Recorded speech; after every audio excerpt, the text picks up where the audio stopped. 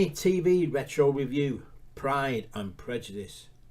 This BBC and A&E production of Jane Austen's classic novel was released on the 24th of September 1995 and ran for 6 55-minute episodes until the 29th of September.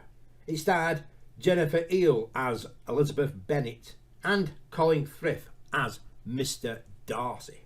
For a single man in possession of a good fortune must be in want of a wife. This universally acknowledged truth is the stormy seas on which Austen's characters have to navigate in order to find a safe harbour that benefits their station. However, the heroine of the story, Elizabeth Bennet, the prejudice of the story, Indeed, sir, I've not the least intention of dancing, forgoes such ideals and wishes to marry for love.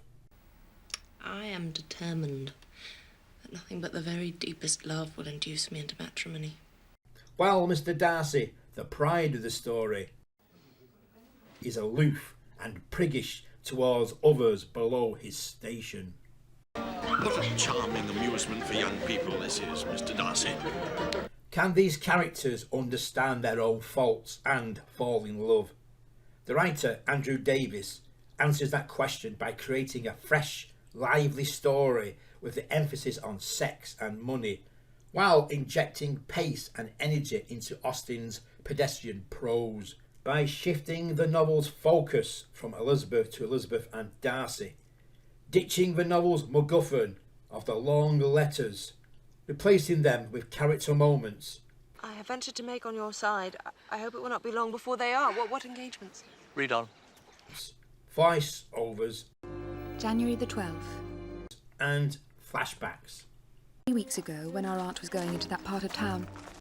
And to clarify events from the novel to a modern audience, he adds dialogue, leaving the majority of Austen's wonderful dialogue intact. I cannot bear to think that he is alive in the world and thinking ill of me. For me, the opening few minutes encapsulates Davies's modern version. Darcy's and Bingley's horses race across a field toward the Netherfield estate. They stop and engage in a brief conversation where we discover that one of the characters is a good-natured fellow, True manners. I think they're charming. while the other cynical. Have I your approval? You'll find the society something savage. They ride off to the manor, being watched on an overlooking hill by a young woman who seems mildly interested, and then she skips and runs down the hill, picks some flowers as she goes, before coming upon her noisy home. Lydia! Watching the opening few minutes instantly pulls me into the story.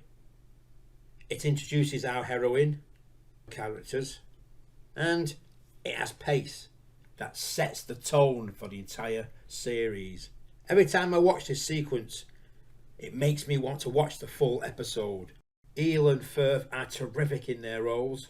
Their banter is a delight to watch. And I'm willing to speak unless we expect to say something that will amaze the whole room. No very striking resemblance of your own character, I'm sure. Eel's portrayal of Elizabeth Bennet manages to balance intelligence. Are you meriting to subdue the discontented populace, sir, or do you defend Hertfordshire against the French? No.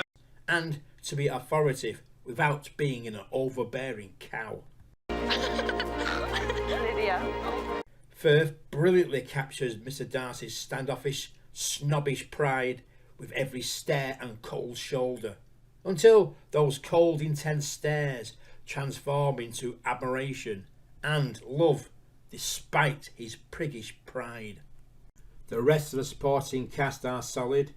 I particularly like Adrian Lucas's dashing rogue George Wickham, and oddly David Bamber's toady clergyman Mr. William Collins.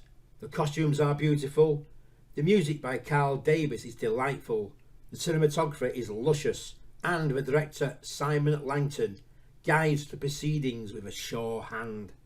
And of course, who could forget one of the most iconic moments in TV history? Mr. Darcy? Miss Bennet. There have been and will be other productions of Pride and Prejudice, However, this is my Elizabeth Bennet and Mr. Darcy. If you like the content, please subscribe. Hit the like button and notification bell for new content. Mr. Darcy looks at you a great deal, Lizzie. I cannot think why, unless he means to frighten me with his contempt.